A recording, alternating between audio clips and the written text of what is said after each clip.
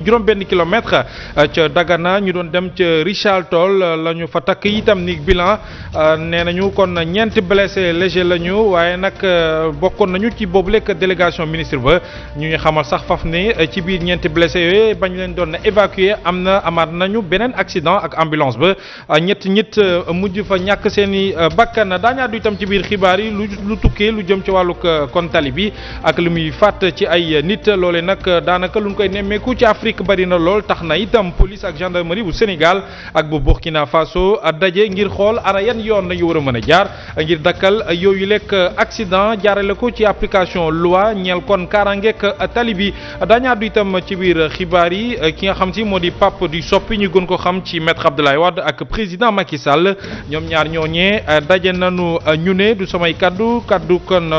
analyste politique bi di Pape Diogaye Faye ci guddik tabaski ba tax na mi ngi xamal ne lu jëm ci wàllu ko seenu ko ndaje kenn mënatu ko bañ faw rek ñu daal di daje ñaar ñooñee di Abdoulaye Wade ak Macky Sall daan ci ñëw ci biir xibaar ci ni mu gën a yaatoo loolee moo gën a fës ci xibaar ci wax yaatal ne surtout ñu faram fàcce ko.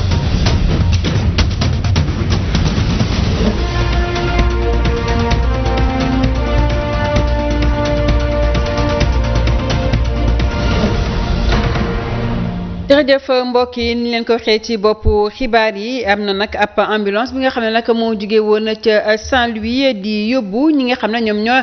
daal di amoon ay gaañu ci accident bu cortège bu ministre Oumar Youm moom nag amaat na beneen accident ba mu daal di amal ak benn oto fële ca Ross Béthio tax nag ñetti nit daal di si ñàkk seen i bakken ñetti nit yooyu la sax ñoo nekkoon ci oto bi nga xam ne ab oto particulier la foofeelee li ni mel nag ki ko xamle doon jëwriñ di yor wàllu infrastructure wàllu transport terrestre ak désenclavement dinañ ci delluwaat ak sunu natango bi nga xam ne moom moo ñu toppal jëwriñ joojule di Oumar Youm di Nanko Bakoyoko Mohamed. mi ngi noonu ni nga ko waxee Fatlaye Mbaye xam ngeen ne sax ci bala accident boobee la ñu nemmeeku wala sax laata jëwriñ ji di addu la ñu xam ne boobu rek l' accident def ñeenti nit yi nga xamante ni am nañ ci gaañu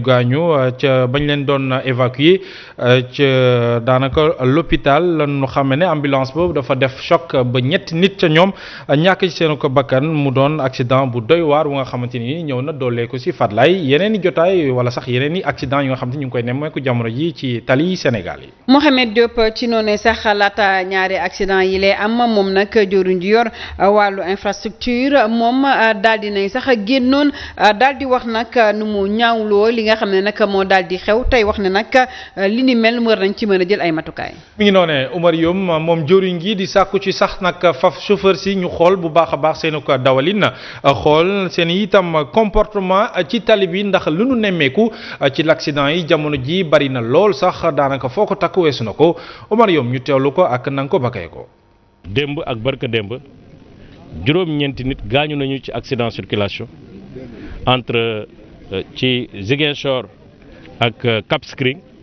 mais aussi ak Nand ci Kébémer ñaari nit ñàkk ci seen bakkan ci juróom-ñeent yooyu am na ci benn xale bu tuuti benn bébé lii waral accident yooyu yëpp nag comportement humain la. loolu nag ñàkk conscience ak ñàkk responsabilité gis nañ ko ci saafara bi moom amul juróom-ñaar amul juróom-ñett benn bi mooy formation bu baax ci conducteurs yi ak sensibilisation beneen bi mooy prévention ak dissuasion loolu nag li koy indi mooy contrôle routier en permanence bu dëgër bi ci des nag mooy bu ñu waxee ak yow comprendre ñu yee la yedd la teg la ci yoon nangu woo tegu ci yoon sanction moo fi sës donc nañ waxante dëgg. il faut que nag sanction yi taxaw tar ba nga xam ne lii ñuy gis te jëmul kër accident mun nañ ko wàññi bu baax a baax bu dee ñun ñëpp acteurs yi ñu war a taxaw ci sensibilisation taxaw nañ ci ñu war a taxaw ci contrôle taxaw nañ ci ñu war a taxaw ci sanction taxaw nañ ci. kon nag ñu wéyandi ba léegi ñi nga xam ne nag ñoom ñoo daal di am ay gaañu ñoom bokkoon nañu nag ci délégation bu Oumar Youm mi nga xam ne nag dafa nekkoon ci ab tournée ngir nag xool fan la liggéey bi toll ci liggéey bi nga xam ne sax moom mi de moom moo ko daal di ànd ak ab délégation ngir daal di koy saytu neen nag am na loo xam ne nag lu mucc ayib la ci fi nga xam ne fa la toll Mouhamed. mi ngi noonee Fatlaye Mbaye lu toll kon ci ñetti téeméer ak fanweer ak juróom-ñaar ci ay tali defar nañu ko ba mu ñoŋ rawatina région bu Matam ñetteelu tournée nationale bi nag ña nga ca Matam moo tax xam ne yooyu tronçon ko livré ci maanaam mars 2020. liggéey yëm ci defaraat route nationale 2 bi ak désenclavé Ila Morphil ci diwaan bu Matam toll ci juróomi téeméer ak ñeent ko benn ak mu doon projet yi gën a jëm ci wàllu defar tali jëwriñ bi ñu dénk infrastructure désenclavement di rafetlu fi liggéey tollu ci département bu Kanel. réhabilitation bi am na sur 330 kilomètres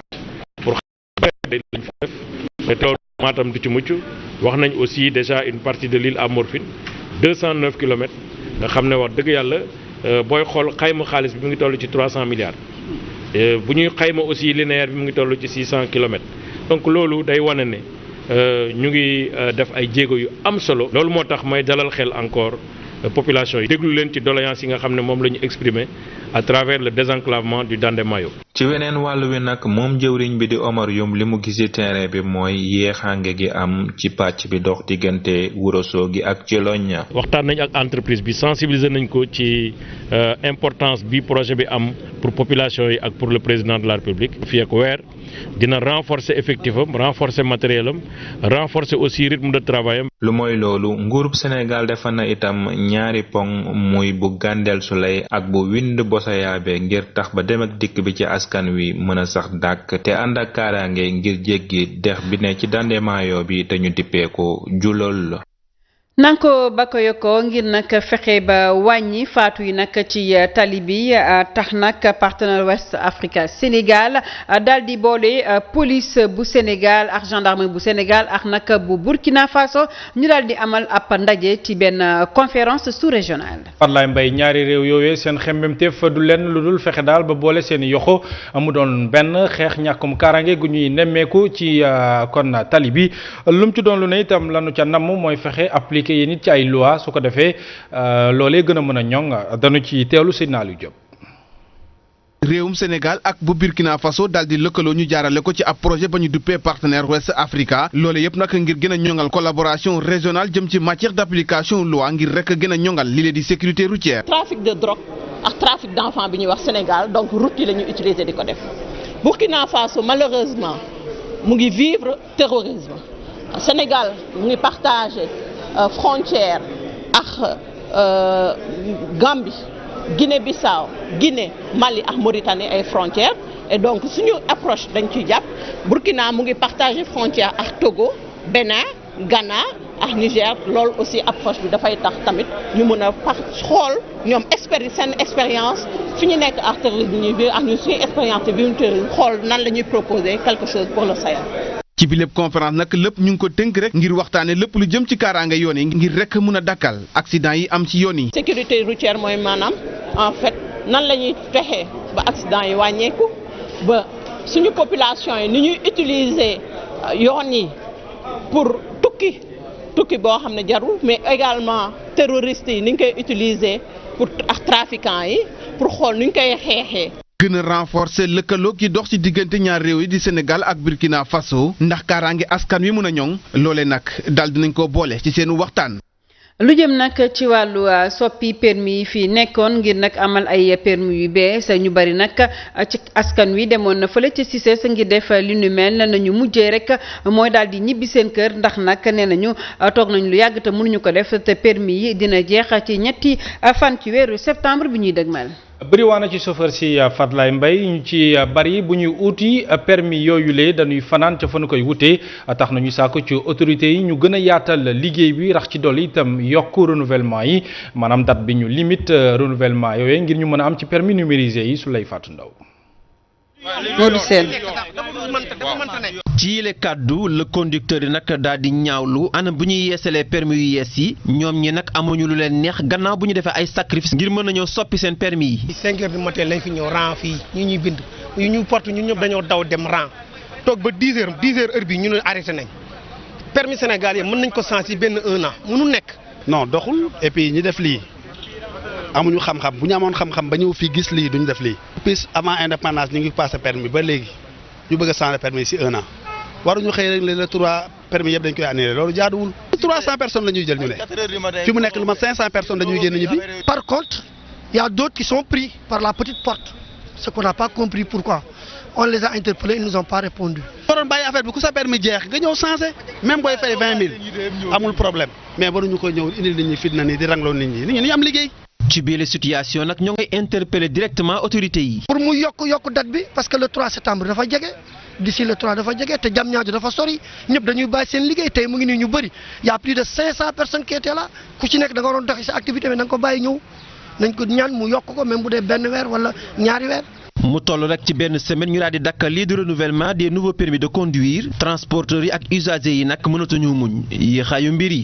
lu jëm nag ci ndajeb kii di président Macky Sall ak Abdoulaye Wade nekk na loo xam ne nag kenn mënatu ko bañ loolu nag di gisunu kii di analyste politique bi di Pape Diogay Faye moom mi la sax di gën a sori di wax ne ñaar ñi de daal di nañuy gisee ci bésub tabaski ci ngoon ndax nag loolu la xamle jàpp nag li ni mel ma nga amee woon ca kër Abdoulaye Wade. mi ngi noonee Fatou Mbaye ni nga ko waxee noonu la jàpp nañu itam ne ñoom ñaar ñooñee seen ko jafe-jafe mu nga tukki woon